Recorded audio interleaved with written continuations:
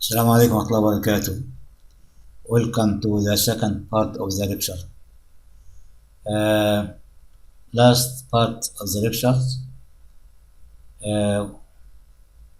was concerned with the degrees of ownership in Islamic economy, and we have seen that there are 4 degrees of ownership in descending order. Ownership of the object and the benefit, the ownership of the object only, the ownership of the benefit only, the ownership of the private utilization only. This part, second part, as you see, is concerned with the scopes of property in the economic doctrine of Islam. In that regard, we can classify ownership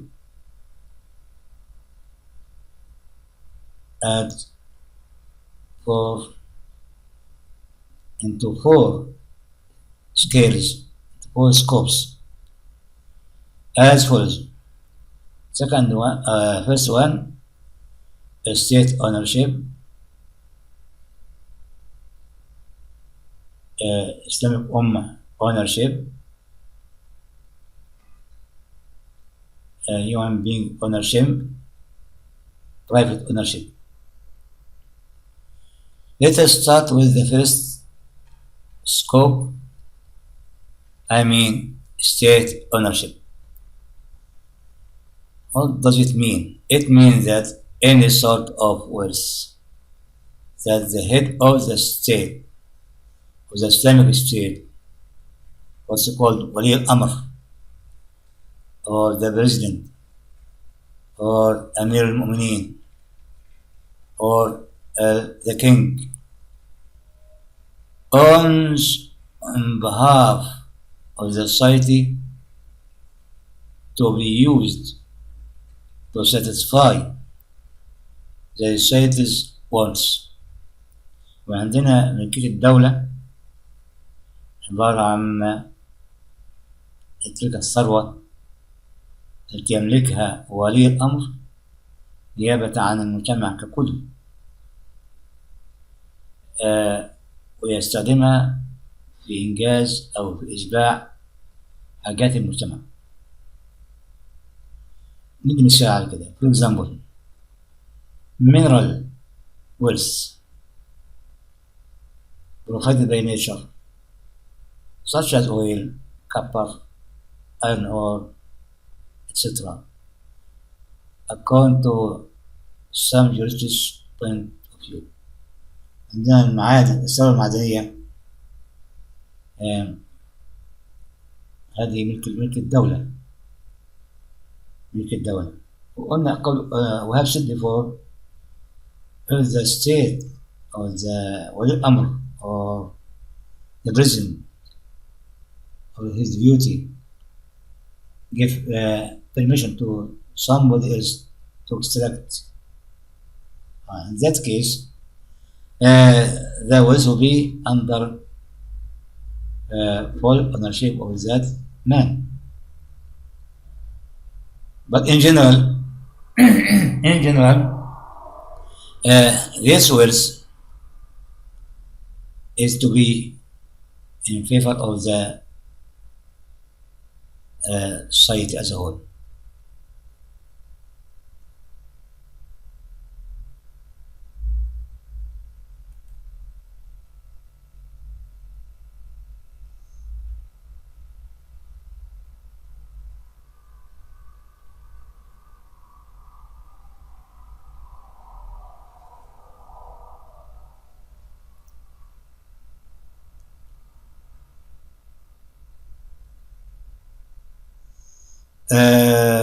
لو حابين ندي مثال آخر for state ownership. land opened by holy war belongs to the state as a sort of فيء، نوع من الفيء. يبقى عندنا الأرض مفتوحة بالجهاد المقدس أو حتى بالصلح peaceful way comes under state ownership. We'll see that later إن شاء الله. Second one, Islamic Ummah ownership. ملكية الأمة الإسلامية. What does it mean? As you see, it means the ownership of the Islamic Ummah collectively, along with the historical existence امتداد التاريخي of a particular wealth لثروة ما. ندي مثال لكده. For example, all lands that have been under the Islamic rule by the whole world الجهاد المقدس are considered as one of the Islamic Ummah ownership according to the view of many Islamic jurists. As I am sorry to say that the land owned by whole world comes under Islamic Ummah ownership, but land owned by peaceful agreement بالصلح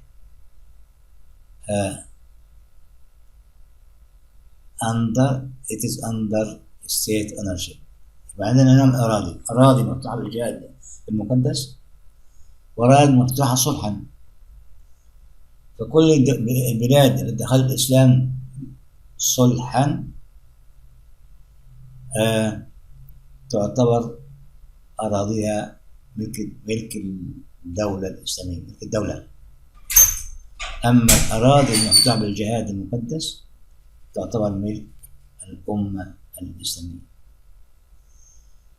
According to the point of view of many Islamic jurists من فقهاء المسلمين، فقهاء المسلمين Islamic jurists.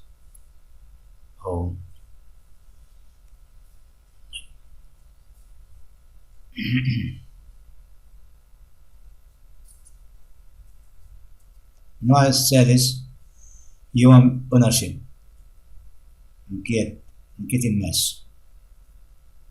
What does it mean? It means any sort of wealth that is not legally permissible for anybody or particular group to privately own.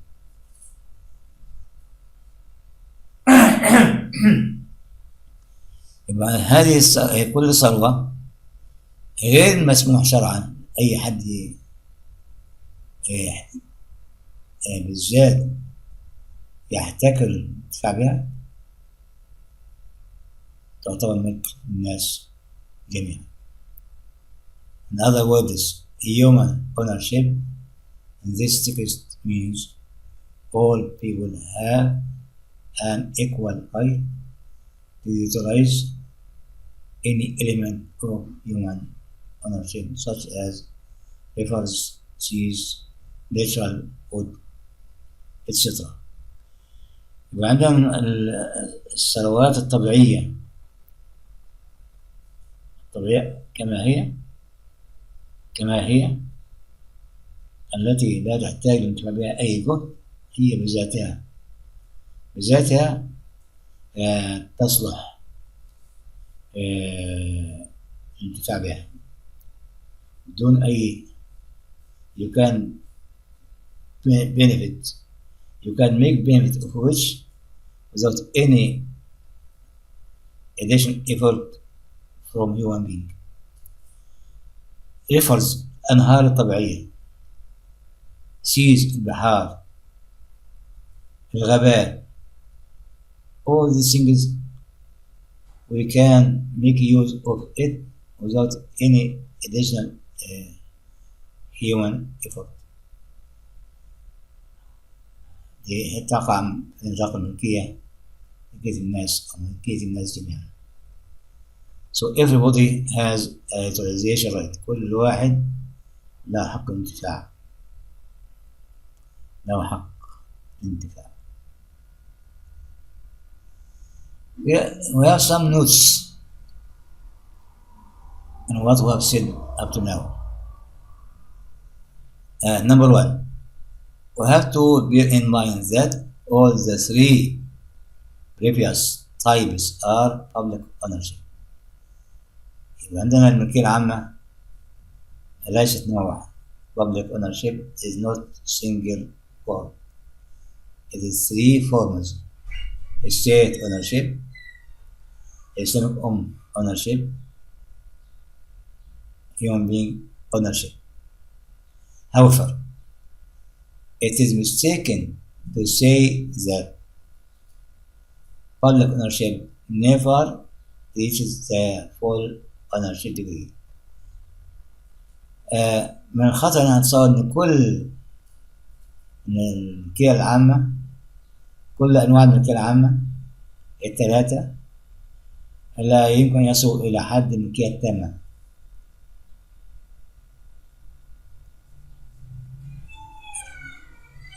لماذا؟ Because it is possible to imagine an element of wealth owned entirely by the state. في بعض الثروات مملوكة بالكامل للدولة، ملكية تامة، ملكية تامة تامة تامة. قلنا من خصائص الملكية التامة إن الملك إيه؟ can dispose of it by sale, by renting, by donating, whatever the case is, under specific conditions. تحت شروط معينة.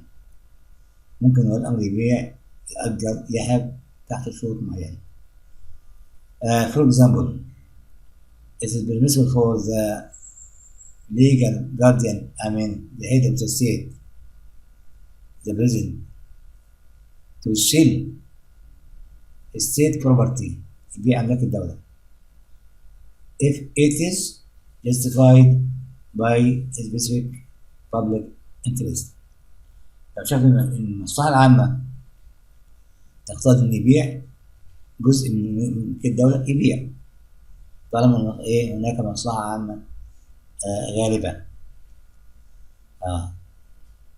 not according to his interest or his own point of view. يعني هو مش هو اللي يقرر هي مصلحة عامة ولا لا، لكن هناك أهل بيسموه في الفقه الإسلامي، فقه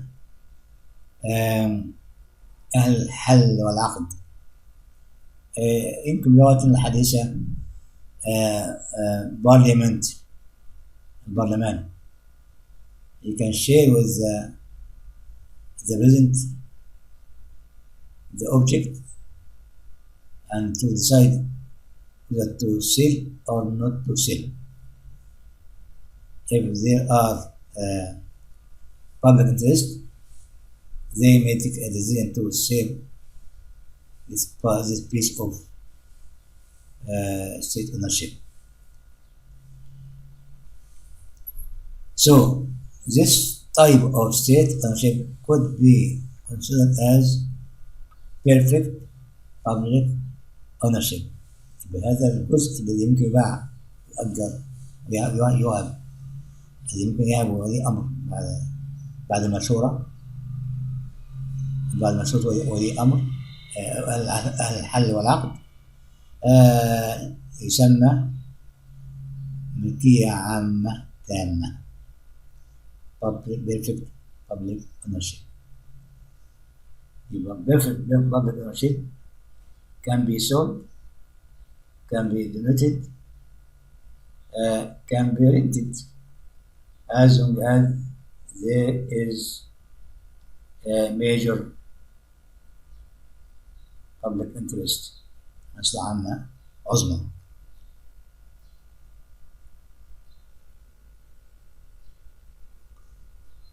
Number 2. Sorry.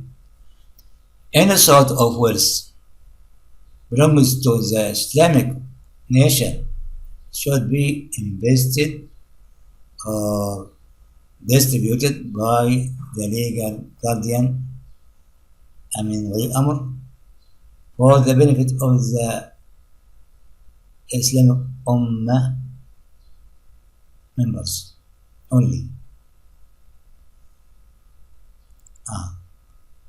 أملاك الأمة الإسلامية تستثمر أو يمكن توزيعها لصالح مين؟ أعضاء الأمة الإسلامية for the benefit of the Islamic Ummah members. In other words, it is not permissible for any person other than members of the Islamic nation to receive benefits from the Islamic nation's ownership.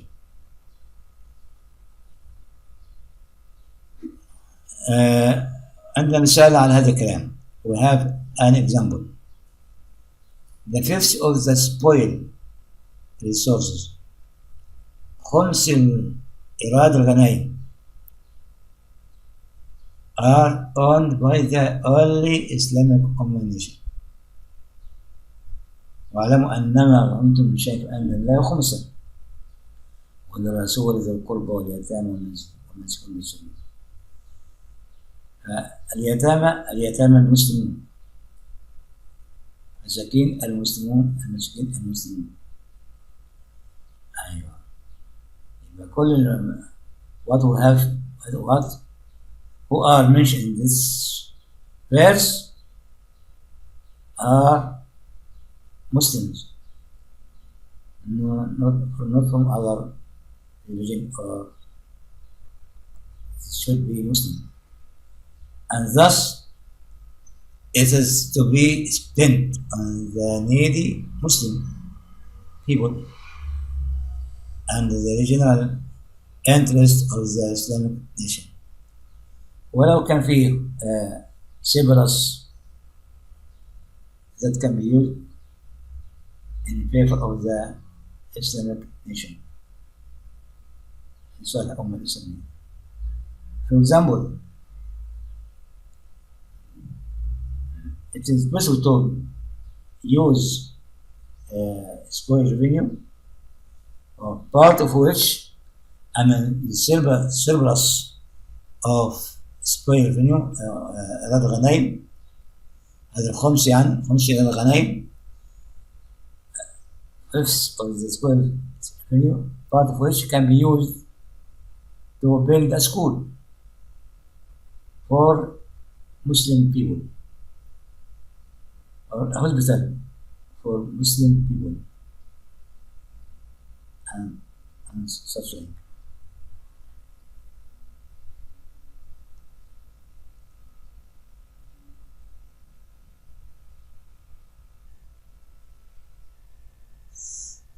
Note number 3.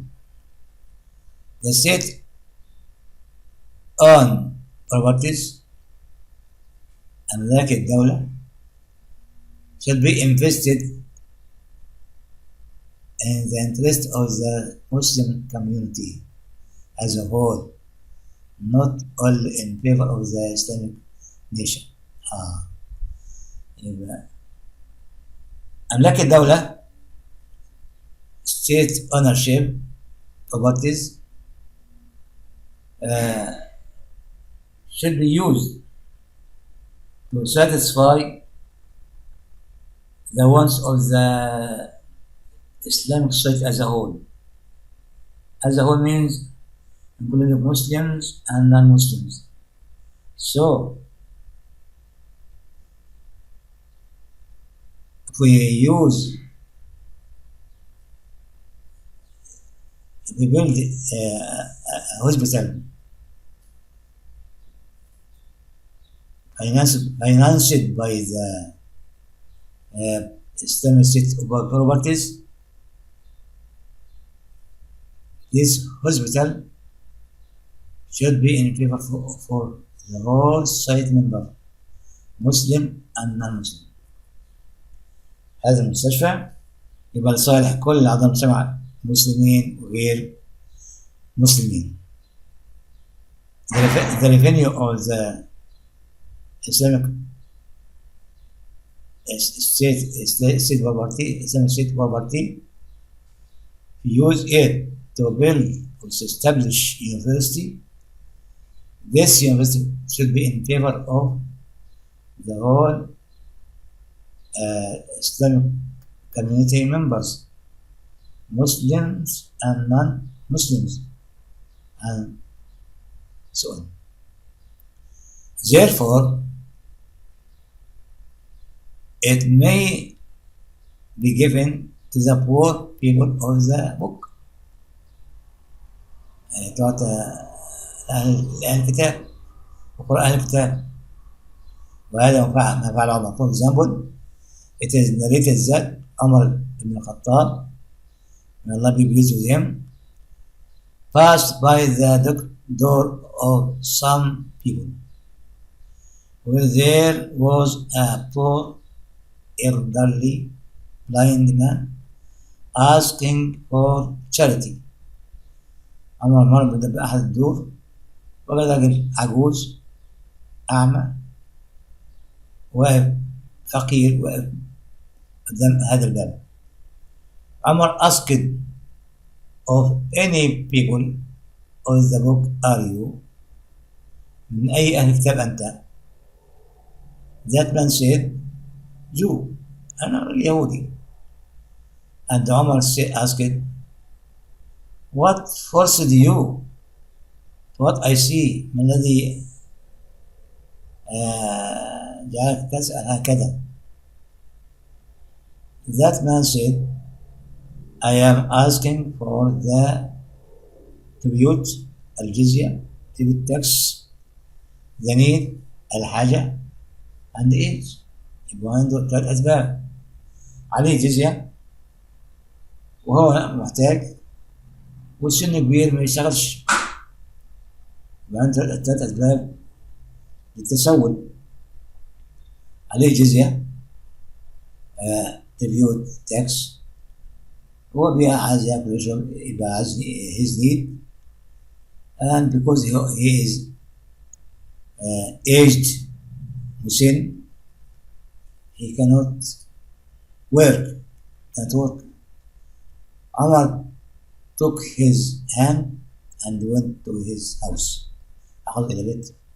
عمر أخذ إلى بيته he gave him a charity، اداله شيء صدقة، and then sent him أرسله to the treasury money house keeper. سأل بعته إلى أمين بيت المال ordering him to look after that Jewish man and other like him. أرسله إلى خازن بيت المال وقال له انظر إلى هذا اليهودي وأمثاله، إلى هذا اليهودي وأمثاله. هذا ما أعطي لليهودي هذا من إيراد أملاك الدولة الخاصة وليس من إيراد أملاك الأمة الإسلامية.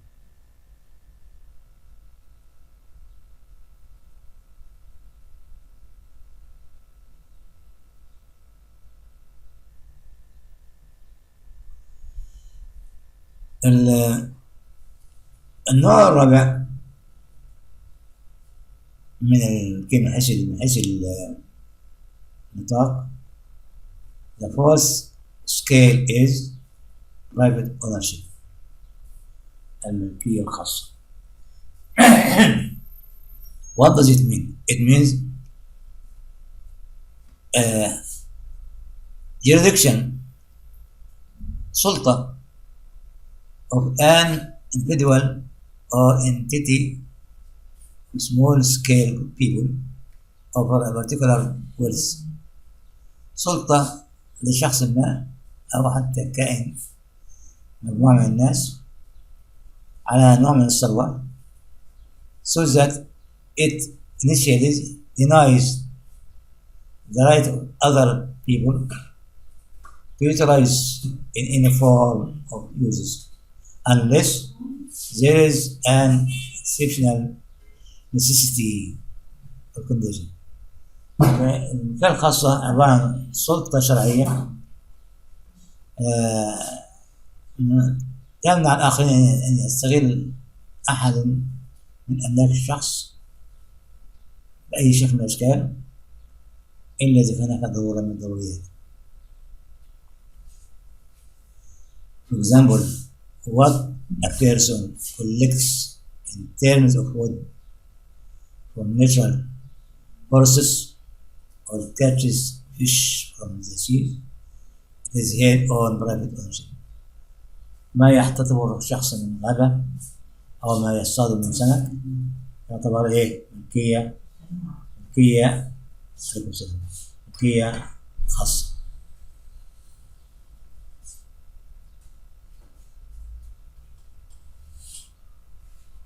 ملكية خاصة.